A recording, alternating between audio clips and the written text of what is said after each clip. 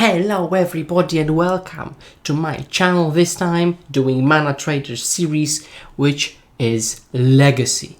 Now, it's a free entry tournament, but if you're a subscriber, their subscriber, but you can also be my subscriber, you get additional prizes. And if you want to become one, I highly suggest you use my promo code FSCURA, but all the info is in the description if you want to get 20% off of the first 3 months. Feel free to use the code.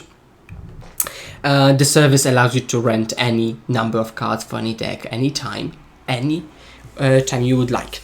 And so, this time, I will be analyzing a match which I played within the ManaTrader series, okay? So, this time we'll look at Snow Miracles, okay? That's obviously the first deck I decided to pick up. So this is roughly the deck. I just copy-pasted someone else's because I'm not really into Legacy. I like Legacy conceptually, but I just don't get to play it much. And online when I play, I prefer playing Modern, for example. But we've got 3 swords and 3 termini as the sweepers, 2 veto, 2 fawn, Force of Negations as a counter suite, 3 Oko, Teferi, Narset. Let me show me the card display so you can see it better.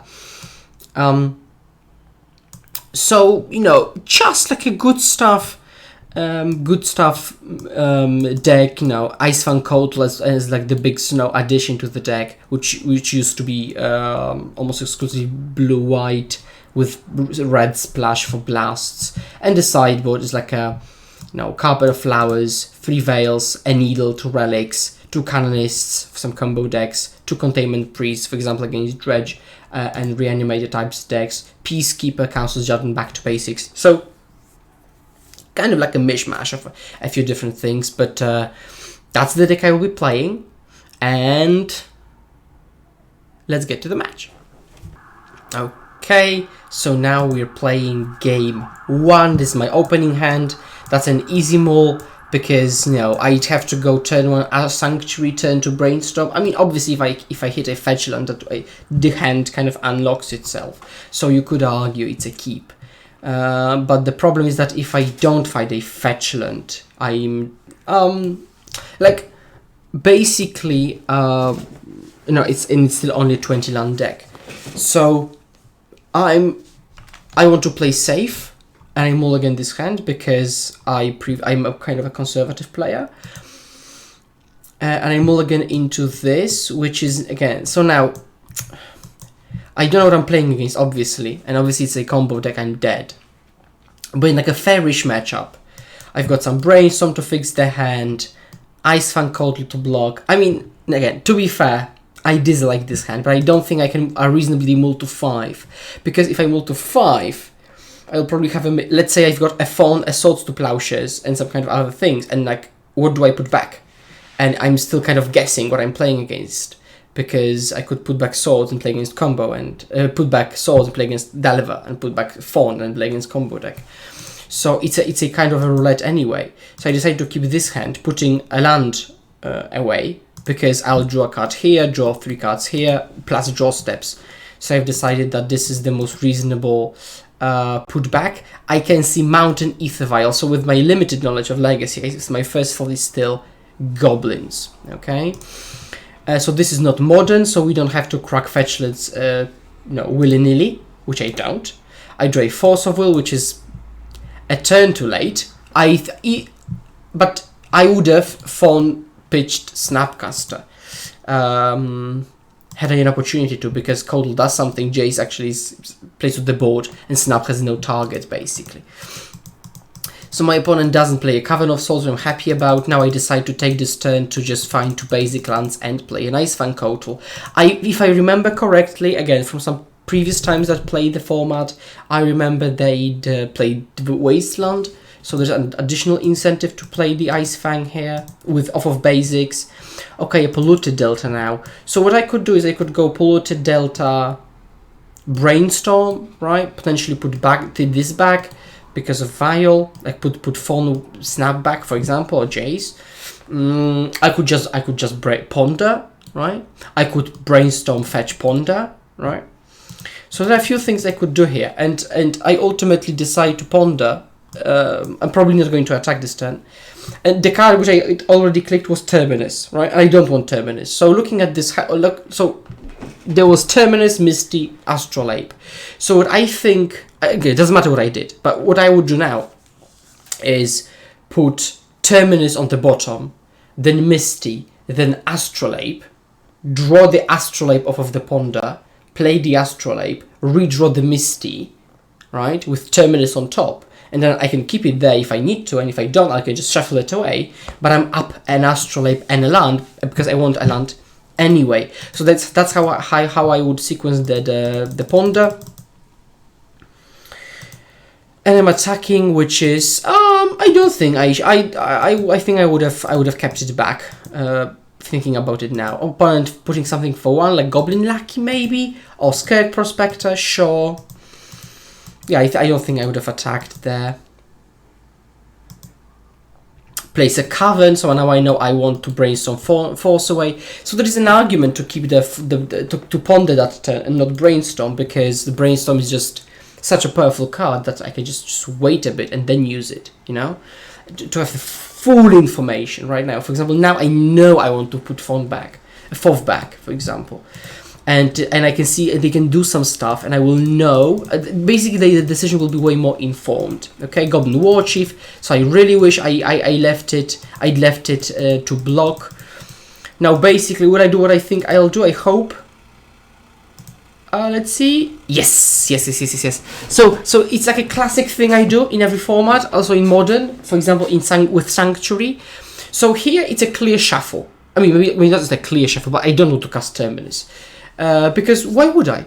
I would spend a card and a mana if this blocks, this holds this basically, right? And I'd rather have it in my deck and potentially just use the ones they've actually established some board state. So I don't want to play Terminus, so I want to shuffle it away. But I decided to wait on my upkeep, not end step. If you fetch on your end step, there is a window when you have no mana available, right? While this way, I'm cracking the fetch, but I still have got 2 mana up. And it doesn't matter if I know I've got something to do. I don't want them to think I've got something to do, okay? So I just didn't want to have my guard down. They pass priority, probably thinking I would fetch end step.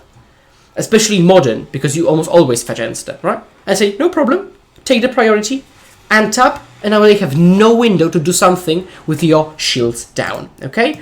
So that's exactly what I do. Wait until the upkeep, find a basic land. Draw another basic land. Now the question is, what do? I could go snap Ponder, I could slam Jace, I could Brainstorm and go from there. There is an argument for Jace, but the problem is that I can Jace plus, right, holding this here. But they've got end step Vial, untap, mana plus Vial, and I doubt Jace would survive all of that. So I ultimately opt for Brainstorm just to get as much information as I possibly can. I am certain fourth is a putback. With this hand, it's probably, you can think for a moment how you would sequence that, but looking at it right now, I would probably do this. So put back fourth Sanctuary. I still have got a land drop with Misty, and I can go put back fourth Sanctuary, fetch, Uro, put a land into play, hold up Swords. That seems like something I would like to do. And what did I put back? Oh, an island. Okay, I put back an island instead of the Sanctuary. I think I'd rather shuffle away the Sanctuary than do it this way. So okay, so let's see what I draw. I draw not there, so I put Sanctuary back. Yeah, I really dislike how I played it. I will probably ultimately put Ponder on top, because why not? Yeah, and I'm keeping up Swords, no attacks. I think I should Swords now to prevent them. Yeah, I'm doing that. I'm glad I do, because it's a cost reducer, right? So for 3 mana, they could actually play a 3-drop and a 2-drop, right? They could cast 5 mana worth of spells, so I wanted to stop them from doing that. Goblin Ringleader. It shows Wasteland, Crater Maker, Wogmore Marshal. Obviously only these 2 cards count, but I know they play Wasteland now for certain. They're attacking, I'm just trading. I untap. Okay, now I can just go nuts with an Uro. So now you could say I could ponder first, but I think it works. So it also works the other way around. I could first Uro and then ponder, knowing what I draw off of Uro to have a more informed decision this way, because I'm almost certainly Uroing this turn. Because that's the best play. Okay, put Mystery into play. Now I can ponder. So I don't want Veto. I don't want Fall, but I do want Oko. For example, to just turn this off, so I can just put Oko on top, redraw Oko, and then shuffle the rest away, okay? So my opponent plays a Ringleader, Trigger, Lucky, no attacks, I untap. So now they've got also Pashalik Mons. So I untap, again, the same trick as previously, fetch on my upkeep, and now I could find a Mystic Sanctuary to put Swords on top, which I think could be a good play, which I do. Yes! I put Swords on top and redraw the Swords. Now I can do first things first and just attack. Obviously that's much better. Yeah, I'm beginning with Oko turning Vial into a creature because I don't want them to surprise me with anything mid-combat. That's a good one. So they're putting Pashalik Mons in. This becomes a 3/3 creature. Now I can Swords the Mons. And now my hope is to draw a land off of Uro to go Snap Path. But we'll see what happens. They sacrifice Pashalik Mons to Scott Prospector to shoot Oko with one ping. I'm attacking for 6. They are not bothered. Now, to be fair, when I was making the play, I had the intention to just chump with Snap to save Oko. But if they kind of like go, so wide, Wasteland, no problem. They're attacking in such a way that only this creature attack Oko. So I've got a lot of resources. So I'll just play a Snap to block here. And I know they've got Crater Maker to do this, but I'm fine. I can see all these things. I just accept this exchange. They Wasteland me off of a land. Lucky, they put nothing on into play, which doesn't surprise me.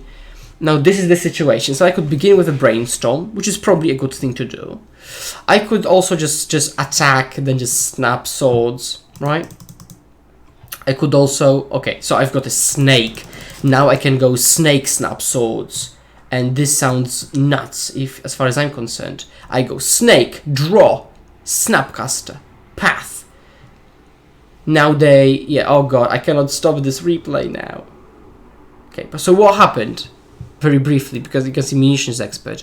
So they just killed Uro, and that's it, right? I traded the Snap, I Swords one thing, Snake died, but the Munition Expert my Uro, which I couldn't care less about, because now I can just lead on something, and I can just Uro again, which will probably lead me to victory.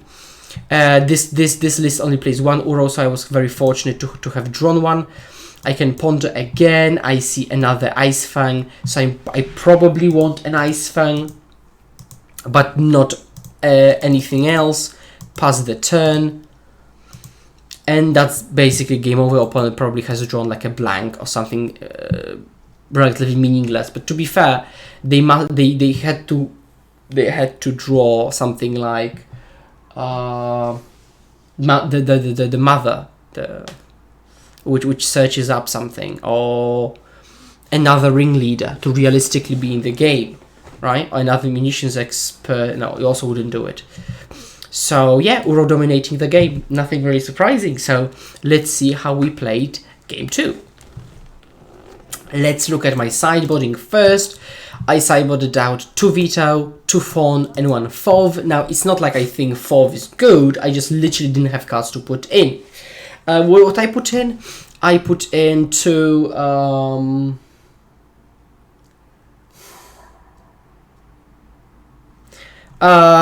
Containment Priests, 1 Back to Basics, as you can see, because I saw that they play Wasteland, Cavern, and they aggressively fetch for Badlands. So I thought that potentially I could just get them, with a back to basics. And some kind of other 2 cards, I don't remember which, probably not. I think I also sided in a Council's Judgment. So this is the hand, and I keep this hand because it has Astrolabe, Ponder, Swords as interaction, this as punish effect. Okay, so they play Lucky. I draw the 4th. Now, so obviously these cards are non-existent, but what I'm thinking is I have to go, I really don't want the Lucky to connect, so I have to go fetch Tundra, Swords here. So obviously then the back to basics is worse, but like it's kind of a forced play, really. So let's see what they do in turn. They play Arid Mesa Pass, so I really don't want them, I really want it to be a Badlands. Hydra Sanctuary, which is another non-basic. I'm really not happy about that. But this is a basic, so then I could go turn 3 basic, back to basics, which would be excellent. I can still ponder, but I opt out of pondering because I've decided I'd rather hold up 4 for something that might happen. And I will leave ponder for a moment when I need to find something really urgently, because the thing is that cantrips don't need to be played like that because they're 1 mana. I can fit them almost into any turn, so there is no problem in just waiting a bit, you know. And now they play Goblin Warchief, so I'm obviously over the moon because I know I've basically won the game unless they've got something really weird as another basic land. So I'm just go Misty because that's the worst threat, because Misty only I mean, not really, because there's also a forest in the deck. So actually in this version it's not strictly worse. But find a basic, back to basics, pass, back to my opponent. My opponent goes to attacks but skips attacks even. I ponder into Astrolabe, into Oko. My opponent just doesn't have a land. They play a mountain, so they think, okay, maybe I can do something, maybe, but I just swords it and they concede. So now I begin combat. I swords it because they could have attacked, went to second main phase and cast a 2-drop. So this game was much quick, as you can see. I just got my opponent, and to be fair, whenever I was playing Legacy, I always chose just straight up blue-white back to basic miracles with 2 in the main deck. I really like them. Obviously now with Astrolabe in the format it's not as good, but when Astrolabe is banned, let's say, I think that would still be my favorite build. You know, I really like back to basics in these blue clean blue white miracle shells. But this was the match. I think especially game 1 there were some nice decisions. Obviously Oko carried the game. Here basically it was just a bit of sequencing, but basically back to basics carried the game. And what can I say? We'll see each other in another Legacy ManaTraders analysis video, but remember, there's also a promo code if you want to use ManaTraders service. Everything is in the description below. And as always, hold my hand, let's pass the turn together, and see you next time. Cheers!